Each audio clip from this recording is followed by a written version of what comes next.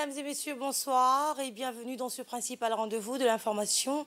Voici les titres de l'actualité.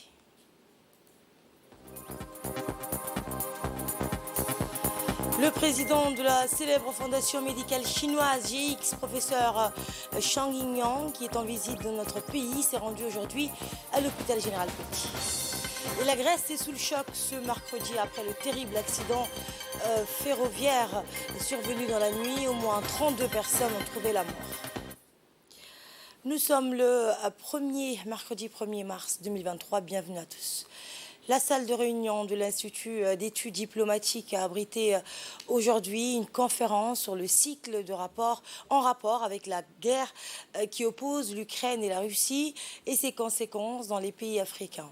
Organisée par l'Institut des études diplomatiques en partenariat avec l'Institut de Fondation Méditerranée d'études stratégiques, la conférence a été co-présidée par le ministre des Affaires étrangères, Mohamed Ali Youssouf, et l'ambassadrice de France à Djibouti. L'événement a regroupé les hauts cadres des institutions publiques et a permis de discuter et de débattre des défis et des opportunités pour le continent. Après une année de guerre dont les conséquences sont globales et sur le contexte de la nature du cycle actuel des résistances ainsi que les implications de la crise globale pour les pays de l'Afrique. L'ambassadrice de France à Djibouti a mis en exergue les impacts de la guerre en Ukraine dans tous les domaines militaires, économiques et géopolitiques.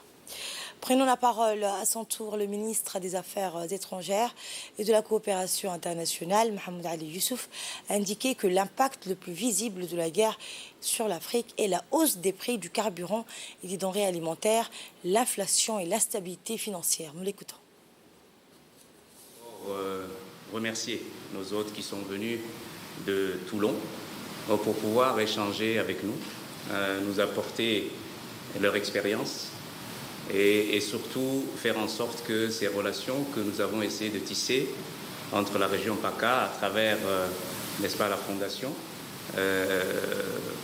ces relations qui sont pour nous réellement naissantes, mais également qui ont un petit peu un prolongement dans l'histoire de la France et de la République de Djibouti. J'aimerais les remercier donc en votre nom d'avoir bien voulu faire le déplacement et nous apporter leur expérience, leur expertise et leur savoir-faire en matière de think tank, de réflexion, de point de vue sur la géopolitique et surtout de voir un peu le rôle de Djibouti dans cette région. Quels sont les enjeux pour Djibouti dans un monde qui est en train d'être façonné par, je dirais, des événements malheureux qu'on doit qualifier comme ceci, comme la guerre en Ukraine. Et je crois qu'il est très important de saisir un petit peu la dynamique qui existe sur la scène internationale afin d'apprendre d'abord, de réfléchir avec les moyens que nous avons, les idées que nous avons, la culture que nous avons, pour essayer, je dirais, d'appréhender les contours d'un monde qui est en train de se mettre en place. C'est ça la réalité. Il y a un monde, un ordre mondial qui est en train de se préparer et que les événements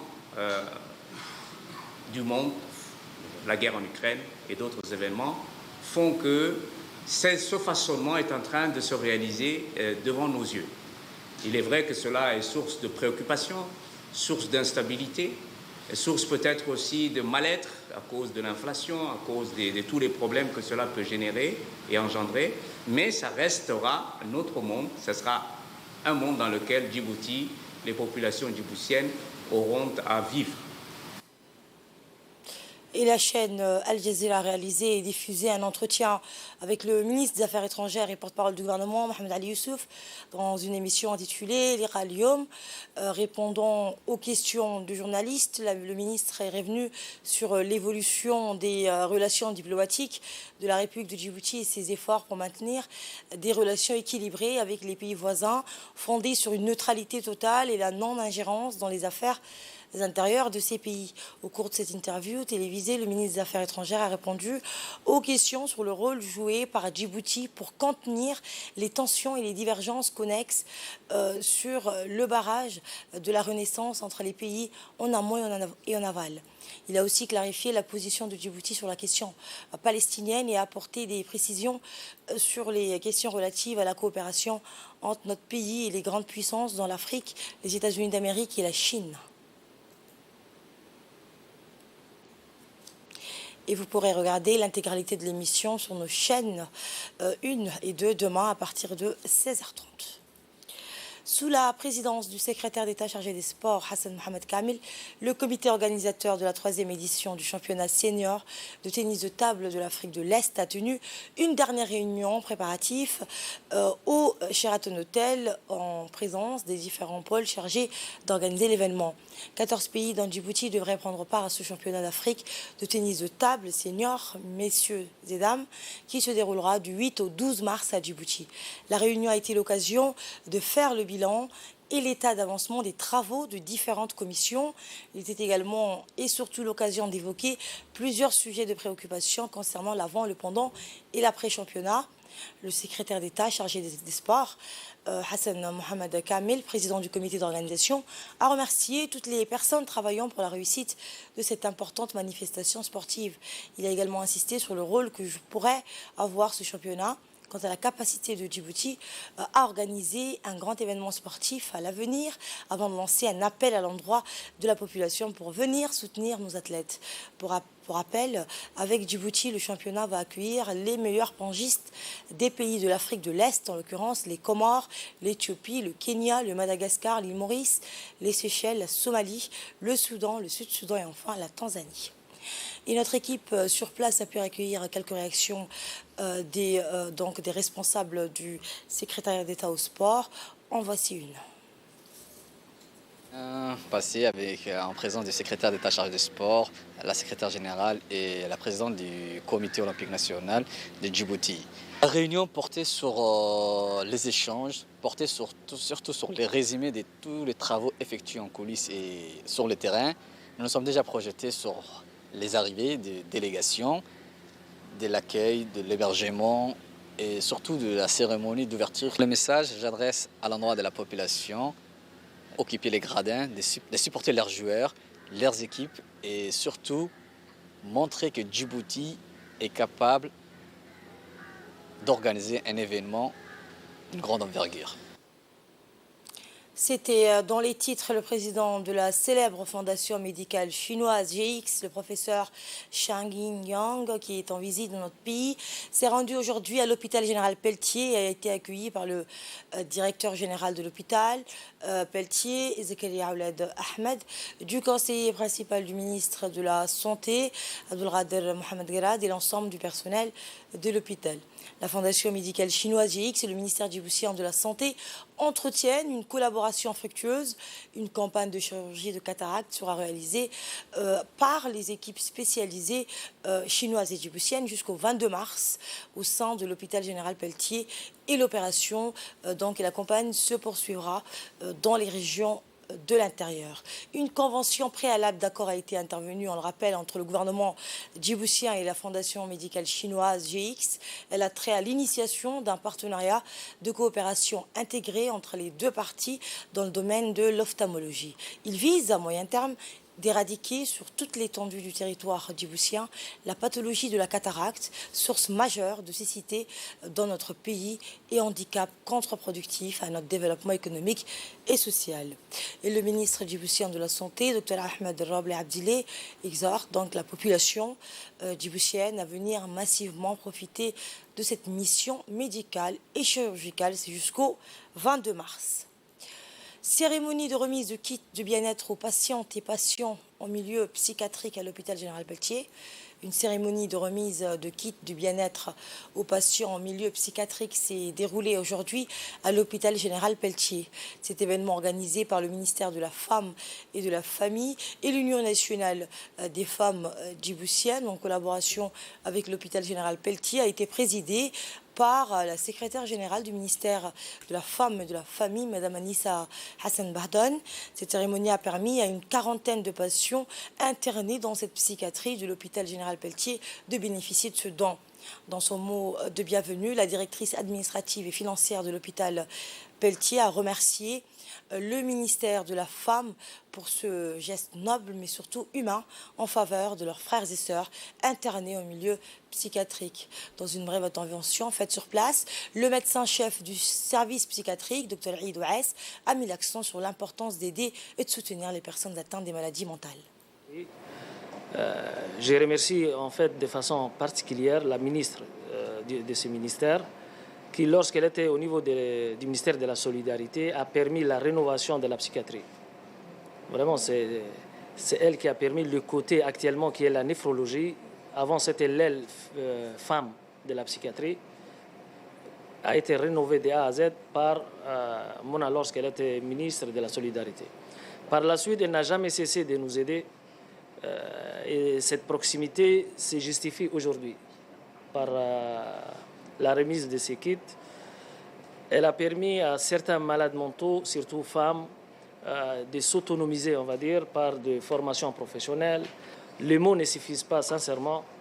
Et surtout le fait que vous avez réussi à pérenniser, à ce que ça soit quelque chose de permanent, nous touche particulièrement, nous, l'équipe de la psychiatrie. Écoutons à présent le mot de la secrétaire générale du ministère de la Femme et de la Famille, Mme Anissa Hassan Bardon.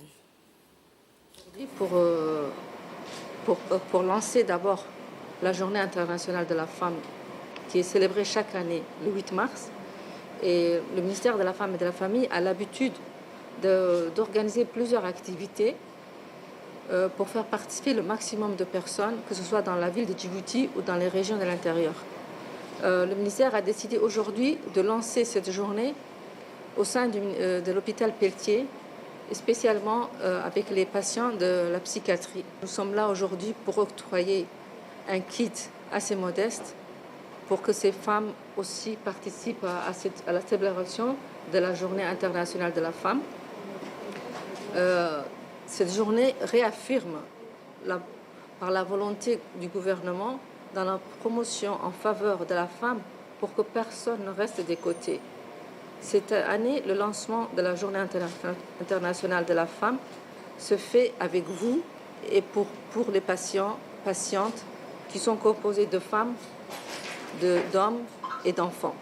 Le ministère de la Femme et de la Famille réaffirme son engagement à soutenir le ministère de la Santé pour améliorer davantage la prise en charge des patients et patientes. En vous remerciant tous et toutes d'avoir permis de partager avec vous ces moments de commémoration de la Journée internationale de la femme, je réitère mes vifs remerciements au ministère de la Santé et à toute l'équipe médicale. Merci. Dans le reste de l'actualité, le commandant de la garde-côte djiboutienne, le colonel Ouaes Omar Bourré, a reçu aujourd'hui dans ses bureaux une forte délégation composée de M. Junichiro Ikeda, président de l'association des armateurs japonais, et les membres du syndicat de tous les marins japonais, ainsi que des représentants des sociétés de transport maritime japonaises. Cette rencontre a été l'occasion d'une prise de contact formelle et le commandant de la garde-côte djiboutienne a saisi cette opportunité pour exposer à la délégation les missions de la garde-côte et le rôle prépondérant qu'elle joue dans le domaine de la sécurité et de la sûreté maritime nationale, mais aussi dans le détroit de Bab el-Mandeb et le golfe d'Aden. Les discussions ont aussi porté sur l'assistance apportée par le Japon à la garde-côte djiboutienne, tout au niveau des équipements, par le don des grands patrouilleurs que par les formations dispensées au personnel de l'institution qui ont permis de participer au développement des capacités opérationnelles de la garde-côte. Cette réunion marque le point de départ d'une coopération fructueuse qui pourrait en inspirer bien d'autres entre nos deux pays qui entretiennent déjà des liens historiques. Le complexe Al-Rahma de Belbela a abrité hier une cérémonie visant à honorer les meilleurs élèves du lycée industriel et les meilleurs élèves et les meilleurs stagiaires du centre de formation professionnelle. en leur remettant des attestations et des kits de travail ainsi que les meilleurs élèves du premier semestre donc de l'enseignement général, le primaire, le collège et le lycée. Le complexe de développement Al-Rahma s'intéresse à l'enseignement industriel pour contribuer à répondre aux besoins du marché local en main-d'œuvre qualifiée, notamment dans plusieurs domaines tels que le soudage, des métaux, l'électricité, etc. L'événement a culminé en honorant les diplômés qui ont obtenu de bonnes notes en formation professionnelle, ainsi que les étudiants qui ont excellé donc dans la réussite scolaire.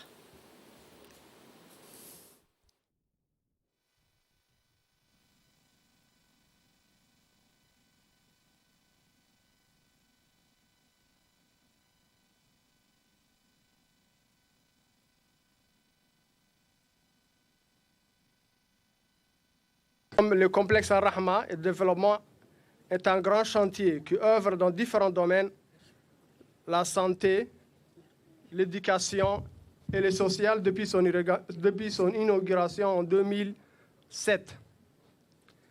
Ainsi, différentes générations ont été formées.